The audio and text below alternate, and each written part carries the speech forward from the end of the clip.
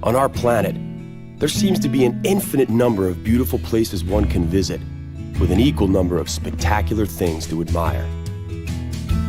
It requires nothing more than a curiosity to observe what is all around you. The miracle of nature manifests in countless ways, from breathtaking vistas to the simple movements of a common heifer. The purpose of this program is to present you with the extraordinary diversity of our miraculous blue planet so that you can discover these things for yourself.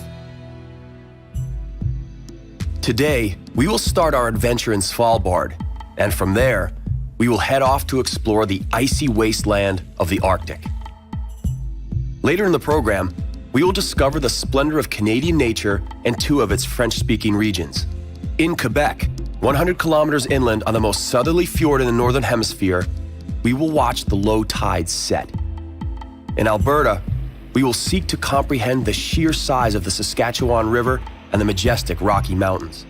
But we begin with the winter wonderland that awaits us. It's off to the North Pole.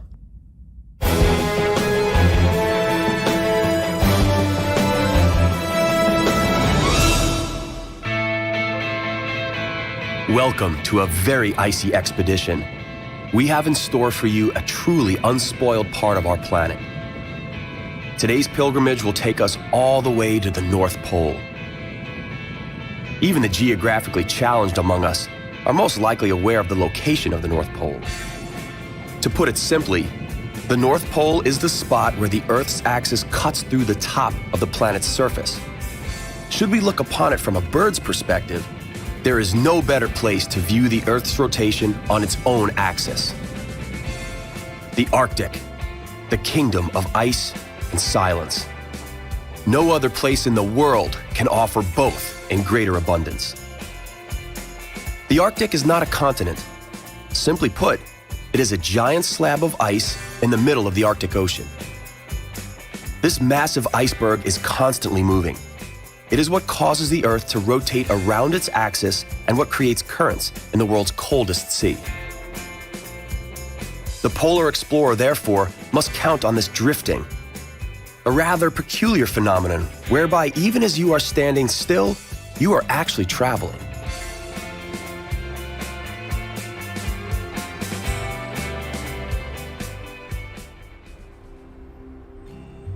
Most of the adventurers who decide to take on the North Pole do so by starting off from the Norwegian islands of Svalbard.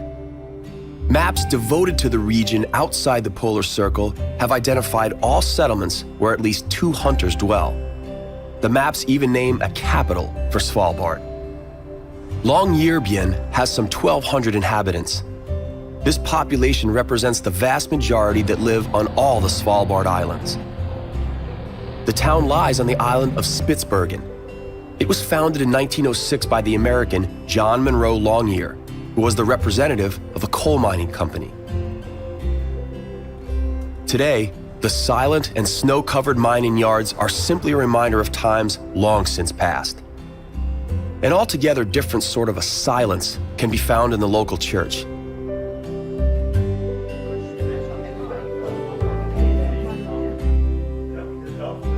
What you see here is the church located at the northernmost point on the planet. And therefore, that makes Father Canston the priest that serves his congregation at the northernmost point on the planet. You can attend his service before taking off for the North Pole, and that may just be a very good idea. Attending the sermon is a matter of choice. Using the Borneo station is not. Like it or not, you will have to stop over at the Borneo station in your pursuit of the furthermost place in this world. It's a bit frustrating because you won't ever find the Borneo station at the same spot.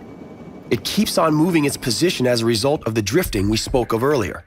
And, to make matters more confusing, the station ceases to exist altogether in the spring.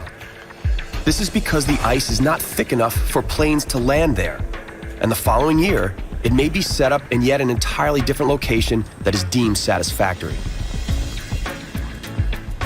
It is so cold here that you have to keep moving at all times. Should you stop, you may possibly freeze immediately. What you see here are people participating in an annual marathon. Rich and spoiled daredevils can partake in 5 9-kilometer circuits in unbelievably cold and slippery conditions. Only the good Lord knows what makes them do it. To participate in the most northern marathon in the world is not only utter madness, but it also happens to be a very costly hobby. For this marathon, you must pay the most expensive starting fee in the world.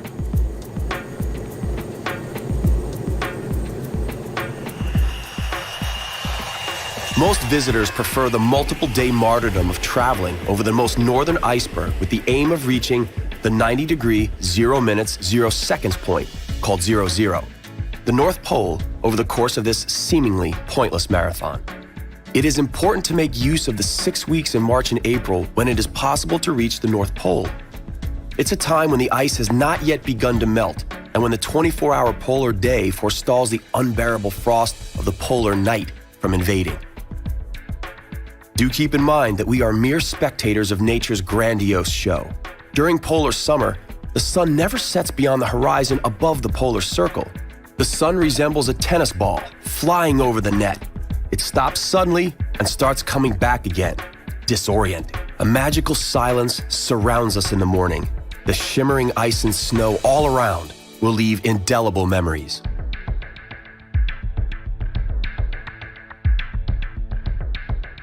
Around 200 people undergo such a pilgrimage in those 6 weeks each year. Some do it for personal satisfaction, while others are in pursuit of scientific truth. The frequent formation of ice mounds that pile several meters high create considerable obstacles as they make their trek north. The mounds are caused when the ice layers itself. As an Arctic explorer heads toward the North Pole, he does not face a straight, flat, frozen surface such as you would on an ice rink. On the contrary, the explorer must overcome endless obstacles. The ice is either breaking apart to reveal the surface of the sea, or it is colliding with other ice to form mountains of ice. It seems almost unimaginable that anyone could stand on the North Pole, but the first to do it was Sir Wally Herbert on the 6th of April, 1969. That was only 3 months before Neil Armstrong and Edwin Buzz Aldrin first set foot on the moon. Those who wish to reach exactly 90 degrees 00 first have to steel themselves with endless patience. You must reconcile that if you fell asleep at the exact position of the North Pole, when you woke up in the morning, you could find yourself completely elsewhere. That can be quite unnerving. Follow this simple example. Now you are headed north.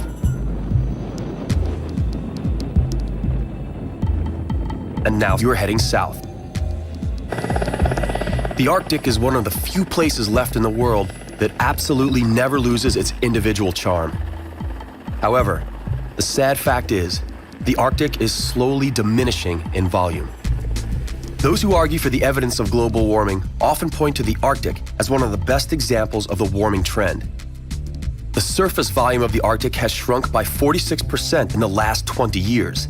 And, according to some scientists, at its present rate of shrinkage, it could cease to exist in as little as 10 years.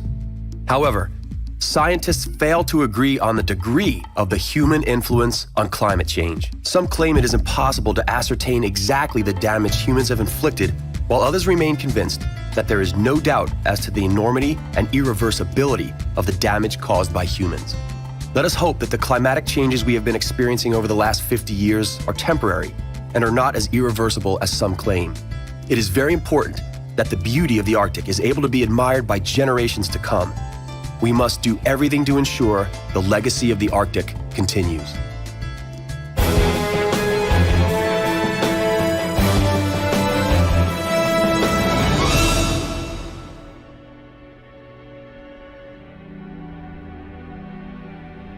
Welcome to the Badlands of Alberta, Canada. The English term Badlands is a direct translation of the Lakota Indian word Makoshicha. It marks out a territory subject to great erosion. The resulting terrain proved difficult to traverse for Indians and settlers alike. It was precisely here that the history of the Canadian province of Alberta began to unfold some 4 million years ago. It was during that time that the bottom of the sea began to rise as a result of pressure from inside the Earth. The result of that tectonic energy was the formation of the continent. The unique and peculiar sandstone rock formations locally referred to as the hoodoo provide an exact geological record that scientists from a wide variety of disciplines can rely upon. Here, one observes the individual layers of sediment deposits. Apparently, the dark bits once formed the sea bottom, while the lighter parts come from a period when dinosaurs roamed the local plains. In this area, it is not uncommon for dinosaur fossils to be discovered.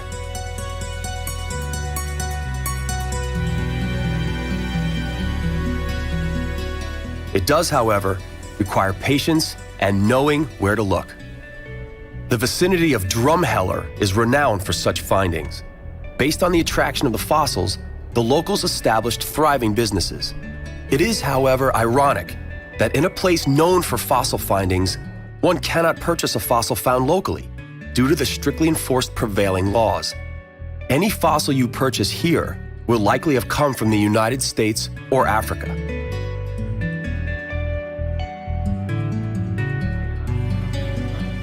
Fossils are not the only thing of interest found below the surface of this landscape.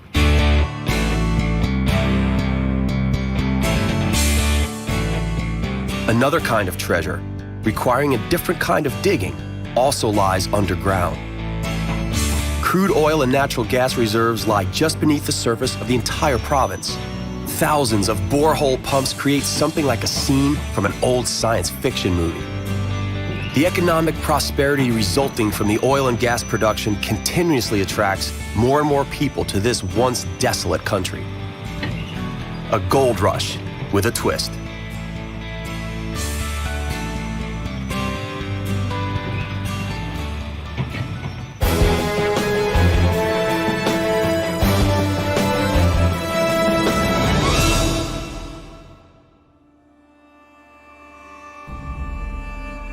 The Saskatchewan is one of the mightiest rivers in Canada.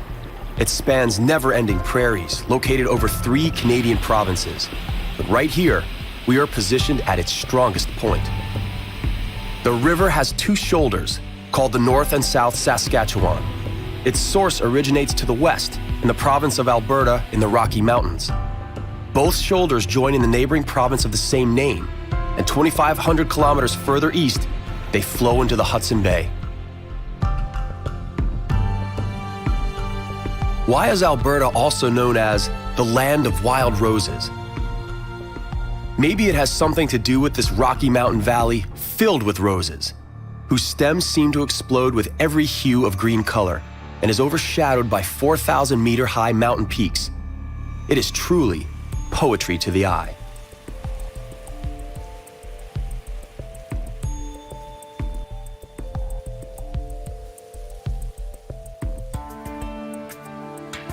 Needless to say, the local wilderness is not represented by roses alone.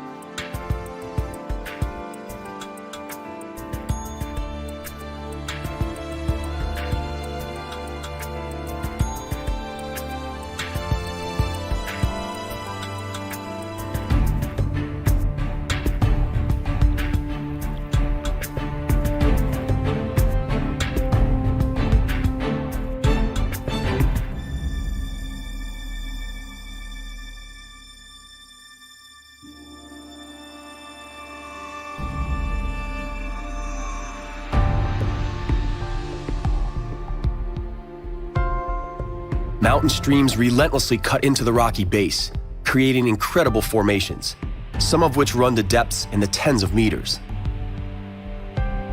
A more dramatic landscape would be hard to imagine. It's almost as if it emerged from the workshop of a great architect. Everything here has its place and purpose. A valley yields to a snow-capped peak. A canyon vents into a waterfall.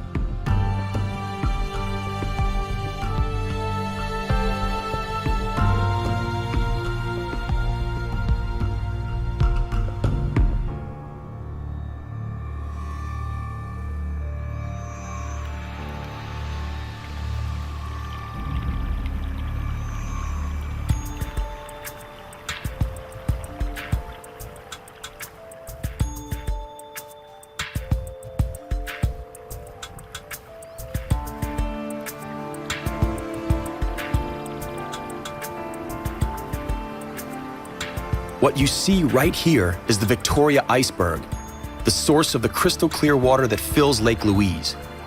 The iceberg was named after Queen Victoria of Great Britain. Lake Louise, on the other hand, was named after Princess Louise Caroline Alberta, who was the fourth daughter of Queen Victoria.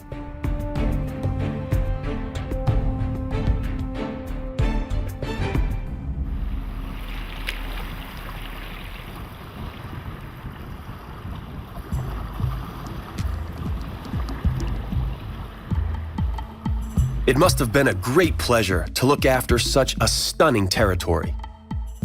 The beauty of the local surroundings inspired the Canadians to establish their very first national park here in 1885. Early settlers, who came here seeking to make their fortune mining oil, were also enamored with the wild charm of the Banff National Park. It's hardly surprising. There are innumerable nooks all through these Rocky Mountains, where one can camp and reflect on the captivating and enchanting nature all around you. There's also the likelihood that you'll go days without seeing another human being.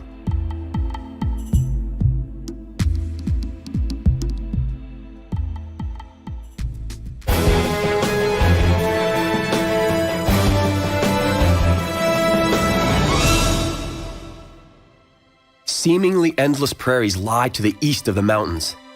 This is the kingdom of cowboys and ranchers alike. There are straight trails stretching from one horizon to the next. It is far too easy to lose track in a countryside devoid of all landmarks. In wintertime, getting lost here can often be tragic. These magnificent animals play an important role in the history of this land. These cattle are born and raised for one particular purpose. When they have matured, they are sold at a cattle auction. Millions of families throughout Northern America hungrily await the next shipment of the renowned beefsteaks that come from Alberta. There is no time wasted. These guys surely know their stuff.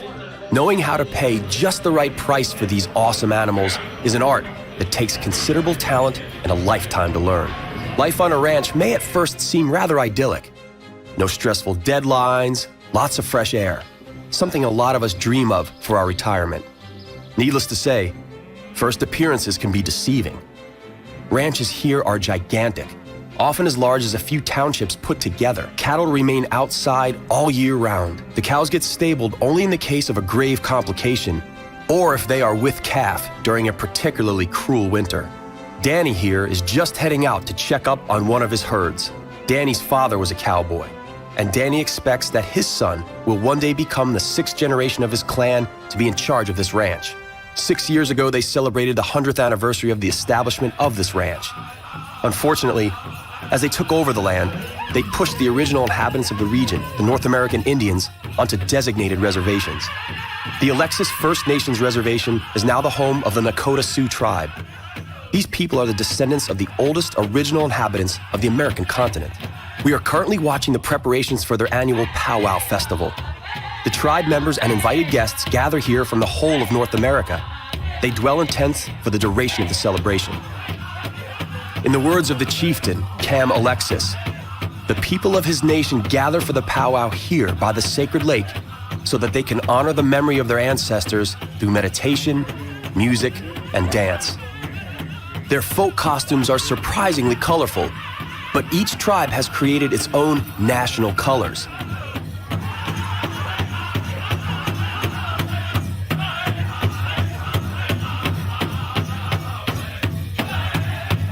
As the powwow draws to an end, the chieftains retire into the ceremonial tent where they attempt to establish contact with their ancestors. This is something we sadly, yet understandably cannot witness. For now, we remain in Canada and head off to Quebec.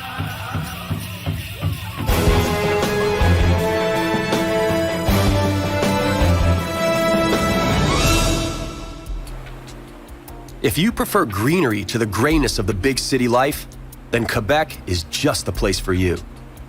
The population density in this province is one of the lowest in the world. Here, Mother Nature rules. The thick, impermeable woods, the abundance of lakes, bogs, and the accompanying insect world are ever present. In fact, Here, the 21st century seems but a supposition. Villages and towns tend to be built on the riverbanks. This village has been built by the river Saguenay, which flows into the Lac Saint-Jean. The bubbling of omnipresent streams, with their irresistible crystal-clear waters, offer wonderful opportunities to enjoy relaxing holidays. Summer here does not bring much rainfall, yet somehow the rivers don't dry out. Is it magic? Not exactly, but it is rather magical at that. What you see here isn't a river, it's a fjord. Here you can witness the alternating high and low tide even though we are 100 kilometers inland. Fjord Saguenay is the southernmost fjord on the North Hemisphere. At the end of the last ice age, a glacier carved this fjord out of rock. The Saguenay National Park spreads along its entire length, proof that the people of Quebec truly cherish their nature. Here, the protection of nature is a question of national pride. The first settlers arrived in Quebec literally empty-handed. All they had in their possession were weapons and some agricultural utensils. Their survival required cunning and bravery to somehow tame the wilderness.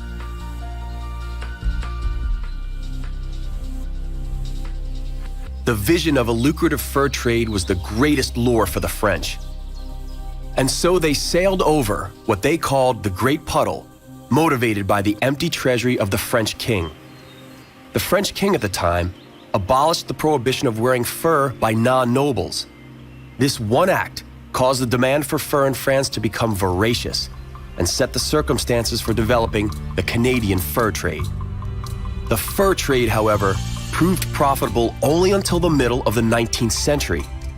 From that time on, it became necessary for the local settlers to look around for an alternate source of income.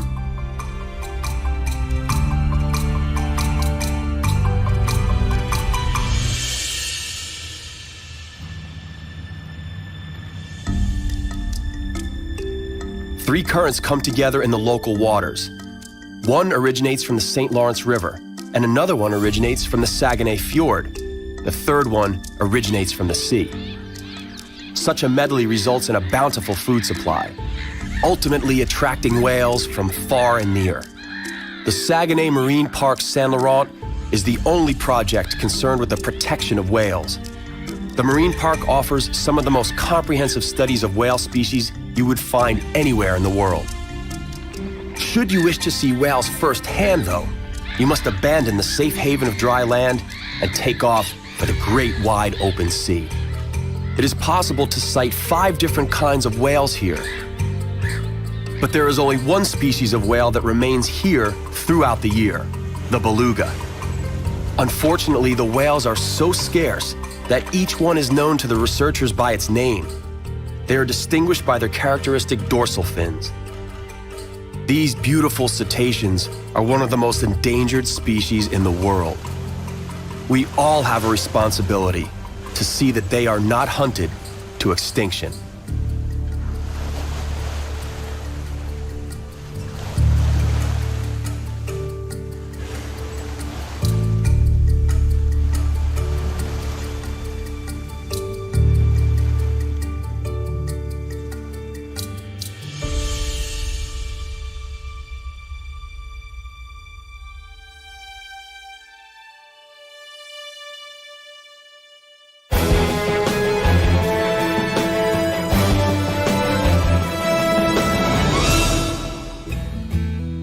Our journey to the miraculous nooks of our planet comes to an end, for now. On the next exploration of our compelling and bountiful planet Earth, we will visit 3 unique islands, Madeira, Taiwan, and Bali. Even though these islands are thousands of kilometers apart, they have one thing in common. All 3 islands were created by ancient volcanic action that shaped their landscapes into truly wild and unbelievable beauty. You can't help but be impressed by the steep cliffs, high mountains, and unique climate.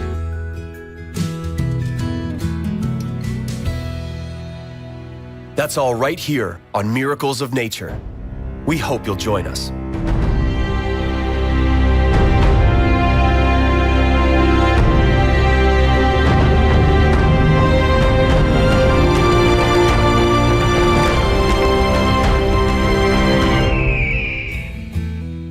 our planet, there seems to be an infinite number of beautiful places one can visit, with an equal number of spectacular things to admire.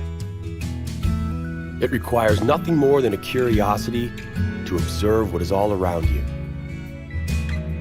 The miracle of nature manifests in countless ways, from breathtaking vistas to the simple movements of a common heifer. The purpose of this program is to present you with the extraordinary diversity of our miraculous blue planet so that you can discover these things for yourself. Today, we will visit 3 unique islands: Madeira, Taiwan, and Bali. Even though these islands are thousands of kilometers apart, they have one thing in common. All 3 islands were created by ancient volcanic action that shaped their landscapes into truly wild and unbelievable beauty. We begin in Madeira, several hundred kilometers from the West African coast. This island, still under the rule of Portugal, will absolutely dazzle the first-time visitor. You can't help but be impressed by the steep cliffs, high mountains, and unique climate. From Madeira, we will continue to Taiwan. Here we will closely examine Taroko, one of the world's most stunning mountain passes.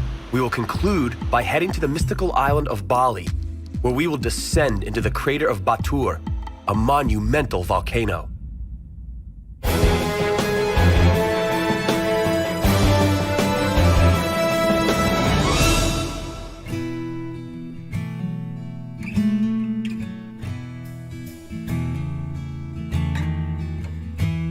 In the year 1491, a storm at sea caused Spanish seafarers to abandon their ship and head for shore. When they ended up landing on the shores of Madeira, they thought they had reached the end of the world. Remember, in 1491, people still believed the world was flat. The sight of dark clouds clinging to the peaks of high mountains frightened the medieval explorers so much, they believed they had reached the gates of Hades. They were, to say the least, reluctant to come closer to Madeira. They overcame their fear and landed in this bay, where the town of Machiko stands today. According to local legend, Machiko was named for Roberta Machiko. As the story goes, she and her lover escaped from England, where their love affair was prohibited. This supposedly occurred 100 years prior to the first Portuguese sailors landing here. It is difficult to determine whether this story is real or fabricated. In any case, a statue of the Portuguese captain, Tristão Vaz Teixeira, who commanded the Portuguese exploration, stands in front of the local church.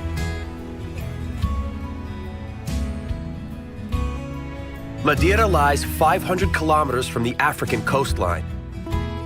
A volcanic eruption lifted the island from the depths of the ocean. The steep walls of the island extend 5 kilometers into the ocean, and its highest peak rises 1,862 meters above sea level. Tourist guides often point out that Madeira is more suited for gazing than for bathing. Despite being considered the gate to Hades, Madeira is a very extraordinary work of nature. The island is only 40 kilometers across, but the nature of Madeira is so diverse that you may feel as if you have just traversed an entire continent. We begin in the southern part of the island. Here, the Cabo Guirao cliff juts 600 meters out of the sea. It is the second highest cliff in Europe. The semi-island São Lourenço stretches eastward. Its wild coastline resembles Norwegian fjords.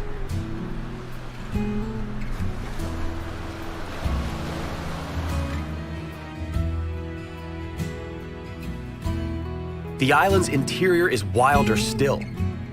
Volcanic activity formed an enchanting mountain range. Its beauty can be compared to that of the Alps or the Rocky Mountains.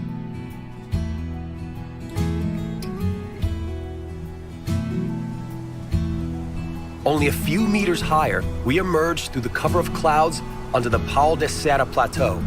Its rugged, windswept landscape could make you believe you are on the moors of the Scottish Highlands.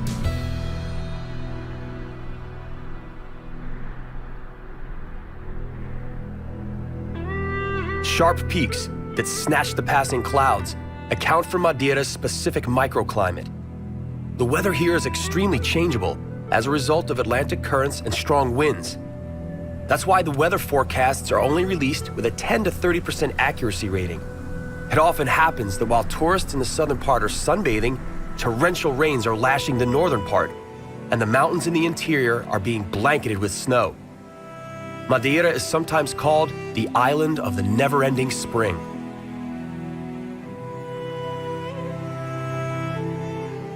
In the north, in the higher altitudes, the locals seek to collect the rainfall.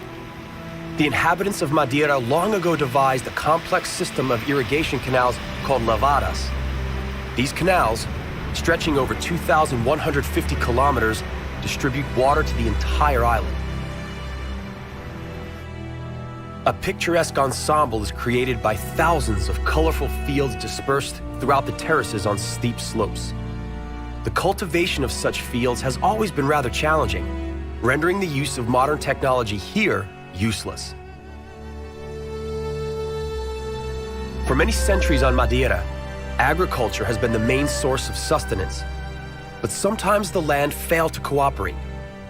To facilitate their ability to respond to land, the people built these quaint little houses.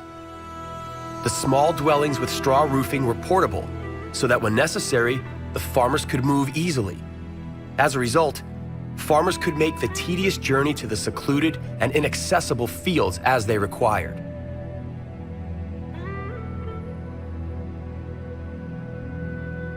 The complicated accessibility of arable land was aided by an extremely favorable climate for agriculture. Perhaps that explains why some refer to Madeira as the garden in bloom in the middle of the Atlantic. The mild climate is suitable for the growing of vegetables, exotic fruits, and even flowers, a fact that becomes obvious in the marketplace.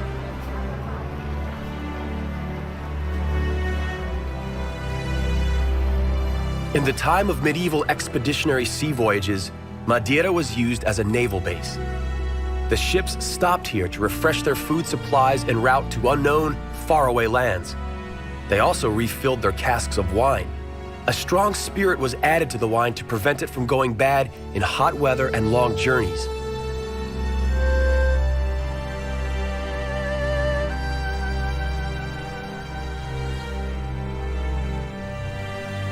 The tough life in the rocky terrain affected not only the local agriculture, but the means of travel. A sled is commonly associated with winter and snow. In Madeira, however, a sled is used year-round to facilitate transportation from the hillsides to the valleys.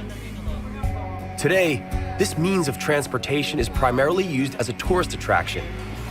The skill with which the men operate their sled is remarkable. The wicker sled hurtles downhill at a speed of 35 miles per hour. To control it, one requires special leather shoes with reinforced soles and years of experience.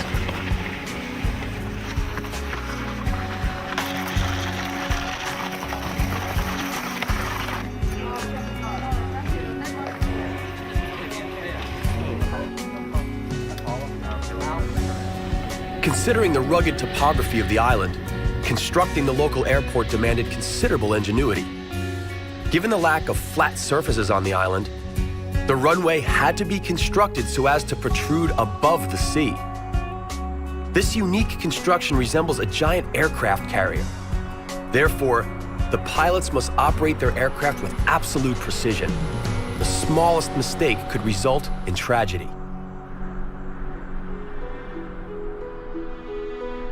We will complete our exploration of Madeira right here, at the top of Pico Ruivo. Now, we will carry on in the shadows of Portuguese seafarers, towards Asia.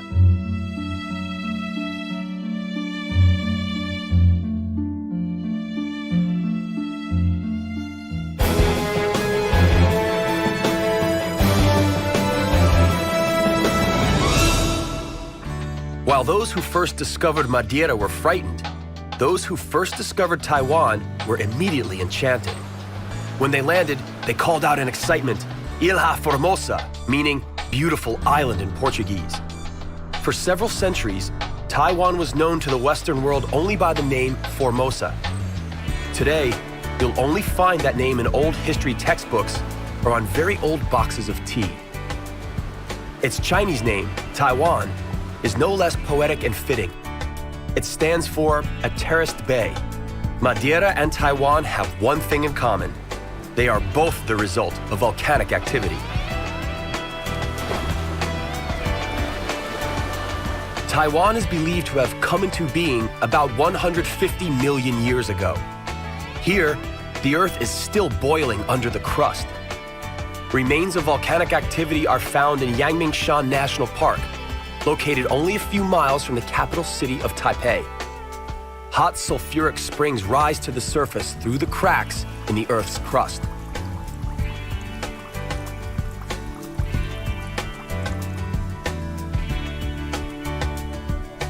Taiwan is the world's 7th most densely populated country. Most of its inhabitants are crowded into the northern part of the island. This is because the center of the island is largely inaccessible due to towering, ragged mountains, a reminder of its volcanic past. The highest peak, Yushan, rises to a staggering height of 4,000 meters above sea level. Its height makes it the highest mountain in the whole of Northeast Asia. Yushan continues to grow at a rate of 5 millimeters per year due to the continuous pressure of the Euro-Asian and Philippine continental plates. The effects of the pressure of tectonic activity are also apparent in the Taroko Pass.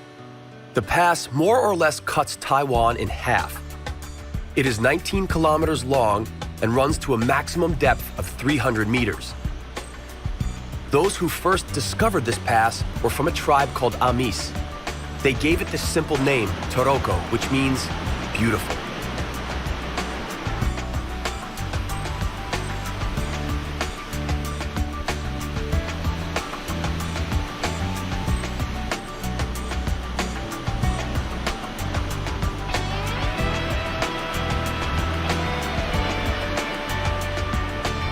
This imposing road through the pass was built in the 1950s. The construction workers were required to climb its steep walls carrying explosives on their backs and baskets. The baskets contained their tools. Sadly, 200 laborers were killed during the construction process. Falling rocks, floods, landslides, and even earthquakes often complicated the tough manual work required of these construction workers. Earthquakes are not uncommon in Taiwan. Every builder must take that fact into account. Despite its seismic uncertainty, in 2004, Taipei became the city boasting the world's tallest building. Only 6 years later, this no longer became the case when the Burj Al Arab skyscraper in Dubai was completed. Nonetheless, the Taipei skyscraper remains an imposing work of architecture. It is a fascinating fusion of tradition and technology. Its architect, C.Y. Lee, was inspired by nature, and so his skyscraper resembles a bamboo stem. Bamboo is known for its strength, resilience, and flexibility, while being slim and tall. The building rises 508 meters. Its name, Taipei 101, comes from its 101 stories. It is equipped with an 800-ton stabilization system. Gyroscopes and weights with an ingenious hydraulic system stabilize the building by counteracting gust winds and potential movements of the Earth. As a result, the building was made to withstand earthquakes of up to 7.0 on the Richter scale. The priority for this building was its protection against the forces of nature.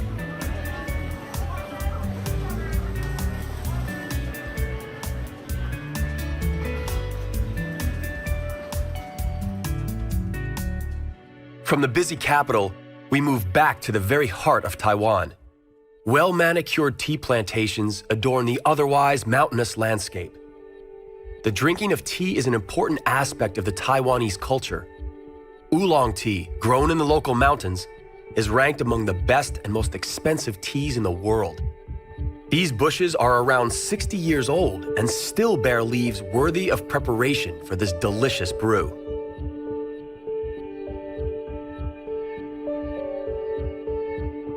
The fog rising from the Sun Moon Lake, the largest water surface in Taiwan, has a huge impact on the taste and high quality of the tea.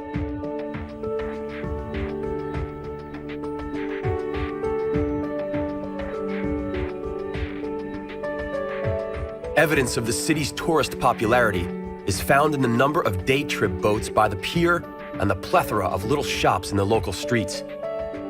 But it is customary in Taiwan for the old and the new, ancient and modern, to peacefully exist side by side.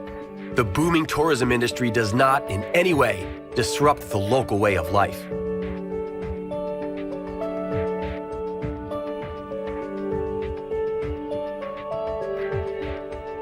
Just as they did centuries ago, the locals hang these little bells in sacred places along the lake's shore. They place a piece of paper with their names inside the bells and ask for the Lord's blessing. The Taiwanese culture has deep historical roots. Indigenous tribes inhabited the island long before the arrival of the Chinese. One of these tribes, the Shao, still reside on the shores of the Sun Moon Lake. The legend is told of the Shao coming to the island because of a white stag. It is said that when the Shao pursued the stag, it attempted escape by leaping into the crystal clear water. Its white body attracted a shoal of fish. The Shao caught and ate the fish. The fish were so delicious, the Shao decided to stay. Today, they still consider the lake and its vicinity sacred ground.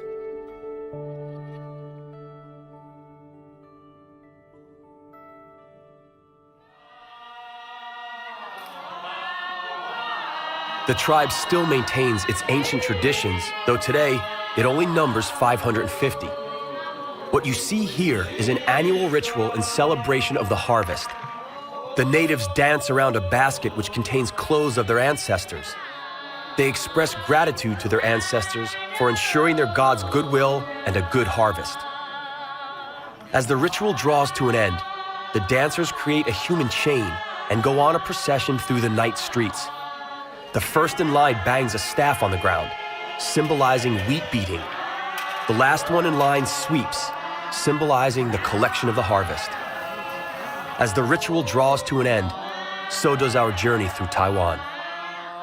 We are headed to yet another Asian island known for its natural beauty and rich cultural tradition.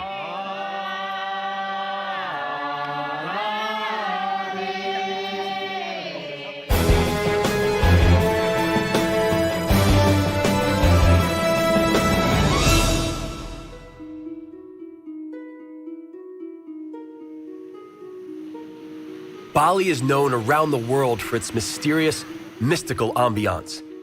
It is said that Bali is the last place on Earth where ghosts and demons still mingle among mortals. The Balinese people believe this and take it for granted. Demons and ghosts are deemed to be their natural neighbors and are treated with utmost respect and reverence. Hinduism is the principal religion in Bali. However, the practice of their religion is strongly influenced by ancient animistic cults.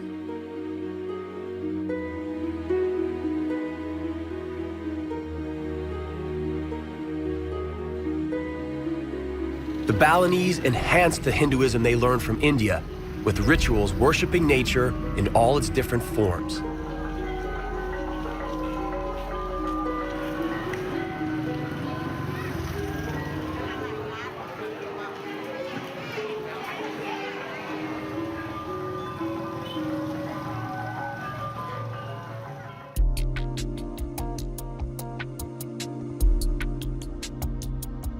A deep worship of the trees is typical among the people in Bali.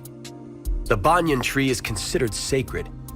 It is perceived as a symbol of immortality and reincarnation.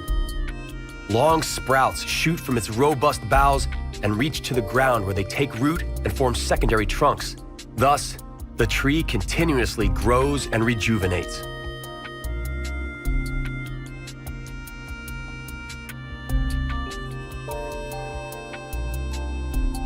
In Bali, volcanoes are worshipped even more than the trees. They are called Gunung Api, meaning fiery mountains. The Balinese believe that mighty demons dwell within. In an effort to appease these demons, they offer frequent sacrifices to the volcanoes. This imposing volcano has two craters. The outer, oval crater has become a lake measuring 17 kilometers in diameter and rising 1,500 meters above sea level.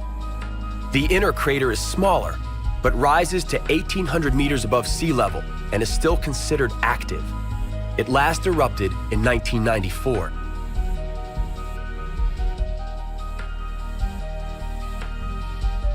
The volcanoes do more than just create destruction. The lava expelled during eruptions becomes, over time, incredibly fertile soil. Additionally, clouds accumulate around the peaks of the volcanoes, ensuring sufficient rainfall.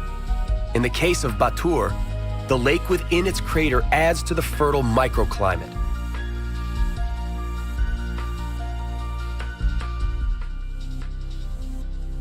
The fertile foothills of the volcanoes are ideal for planting rice. Rice is the most important local food staple. The carefully cultivated terraced fields resemble the Garden of Eden. It is the product of hard labor over several generations. The irrigation and cultivation system of the surrounding landscape has been a work in progress for over 2,000 years. The result is an ingenious yet comprehensive ecosystem, the purpose of which is not solely the cultivation of rice. The grass growing on the terraces, for instance, is cut and fed to cattle and poultry.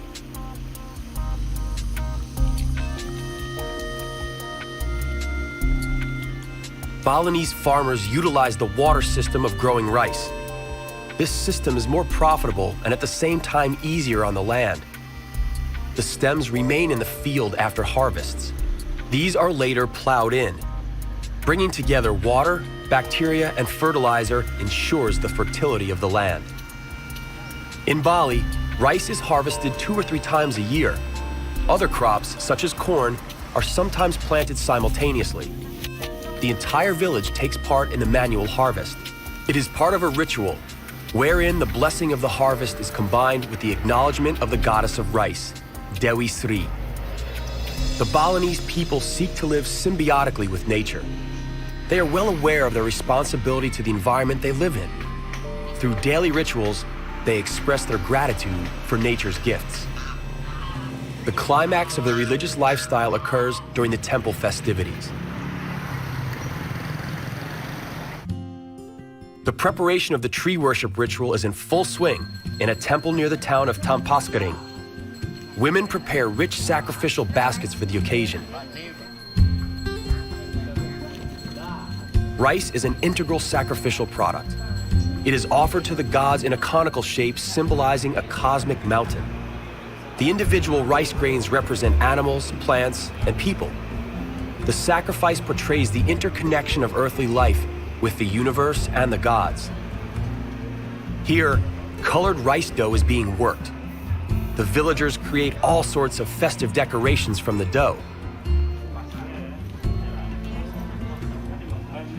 The creations are fried in sizzling coconut oil, and when ready, are put together in intricate patterns with spiritual motifs.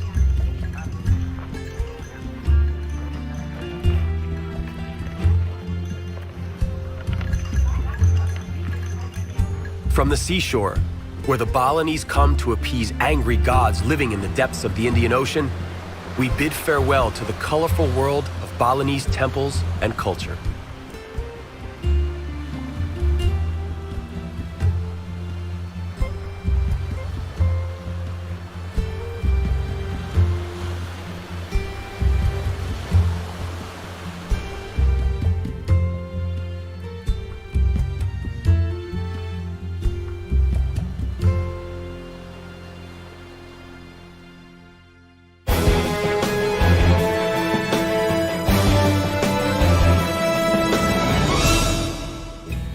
Our journey to the miraculous nooks of our planet comes to an end, for now.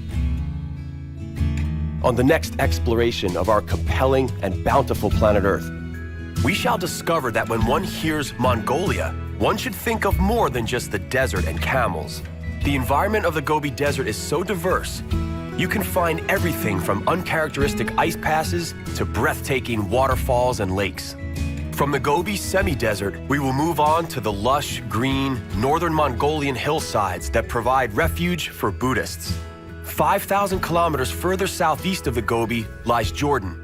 We will conclude our journey in the footsteps of Indiana Jones, in the Jordanian Petra, and on the shores of the Dead Sea. That's all right here on Miracles of Nature. We hope you'll join us.